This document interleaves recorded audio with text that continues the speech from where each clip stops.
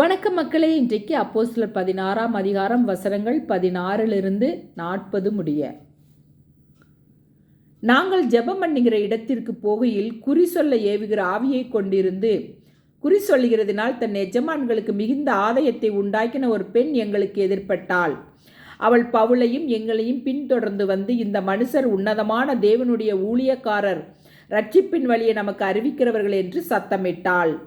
இப்படி அநேக நாள் செய்து கொண்டு வந்தால் பவுல் சினங்கொண்டு திரும்பி பார்த்து, நீ இவளை விட்டு புறப்படும்படி இயேசு கிறிஸ்துவின் நாமத்தினாலே உனக்கு கட்டளிடுகிறேன் என்று அந்த ஆவியுடனே சொன்னான். அந்நேரமே அது புறப்பட்டு போயிற்று. அவளுடைய எஜமான் தங்கள் ஆதாயத்தின் நம்பிக்கை அற்று போயிற்றென்று கண்டு பவுலையும் சீலாவையும் பிடித்து சந்தை வெளியில் உள்ள அதிகாரிகளிடத்தில் இழுத்து கொண்டு போனார்கள். அவர்களே அதிகாரிகளிடத்தில் ஒப்புவித்து, யூதர்களாகி இந்த மனுஷர் நம்முடைய பட்டணத்தில் களங்கம் பண்ணி ரோமராகிய நாம் ஏற்றுக்கொள்ளவும் அனுசரிக்கவும் தகாத முறைமைகளை போதிக்கிறார்களே என்றார்கள். அப்பொழுது ஜனங்கள் கூட்டம் கூடி அவர்களுக்கு விரோதமாய் எழும்பினார்கள். அதிகாரிகள் அவர்கள் வஸ்திரங்களை கிழித்து போடவும் அவர்களை அடிக்கவும் சொல்லி அவர்களை அநேக அடி அடித்த பின்பு சிறைச்சாலையில் வைத்து அவர்களை பத்திரமாய் காக்கும்படி சிறைச்சாலைக்காரனுக்கு கட்டளையிட்டார்கள்.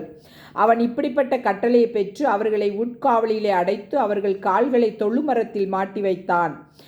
ராத்திரியிலே பவுலும் சீலாவும் ஜெபம் பண்ணி தேவனை துதித்து பாடினார்கள்.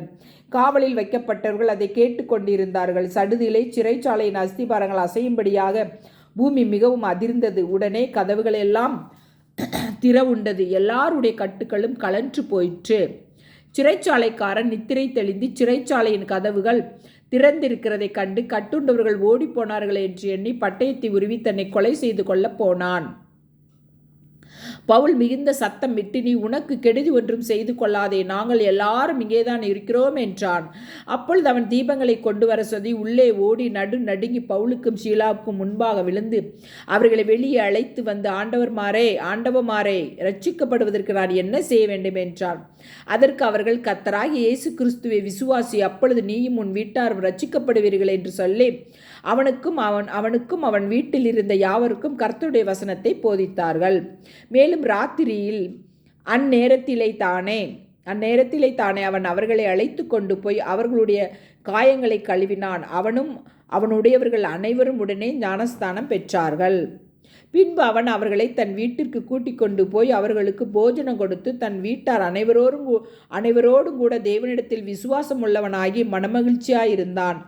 பொழுது விடிந்த பின்பு அந்த மனுஷரை விட்டுவிடுங்கள் என்று சொல்ல அதிகாரிகள் சேவகர்களை அனுப்பினார்கள். சிறைச்சாலைக்காரன் பவுலுக்கு இந்த வார்த்தைகளை அறிவித்து, உங்களை விடுதலையாக்கும்படிக்கு அதிகாரிகள் கட்டளை அனுப்பினார்கள். ஆகையால் நீங்கள் இப்பொழுது புறப்பட்டு சமாதானத்தோட போங்கள் என்றான். அதற்கு பவுல், ரோமராகி எங்களை அவர்கள் நியாயம் விசாரியாமல் வெளியரங்கமாய் அடித்து சிறைச்சாலையிலே போட்டார்கள். இப்பொழுது ரகசியமாய் எங்களை விடுதலையாக்குகிறார்களோ? அப்படியல்ல, அவர்களே வந்து எங்களை வெளியே அழைத்து அனுப்பி விடட்டும் என்றான். சேவகர் இந்த வார்த்தைகளை அதிகாரிகளுக்கு அறிவித்தார்கள். ரோமராய் இருக்கிறார்கள் என்று அவர்கள் கேட்டபொழுது பயந்து வந்து அவர்களுடனே தயவாய் பேசி அவர்களை வெளியே அழைத்து கொண்டு போய் பட்டணத்தை விட்டு புறப்பட்டு போகும்படி கேட்டுக்கொண்டார்கள். அந்தபடி அவர்கள் சிறைச்சாலையிலிருந்து புறப்பட்டு லீதியாளிடத்திற்கு போய் சகோதரரை கண்டு அவர்களுக்கு ஆறுதல் சொல்லி போய்விட்டார்கள். ஆமேன். மக்களை, வீடியோ பிடிச்சிருந்தால் லைக் பண்ணுங்கள், ஷேர் பண்ணுங்கள், சப்ஸ்கிரைப் பண்ணுங்கள். தேங்க்யூ.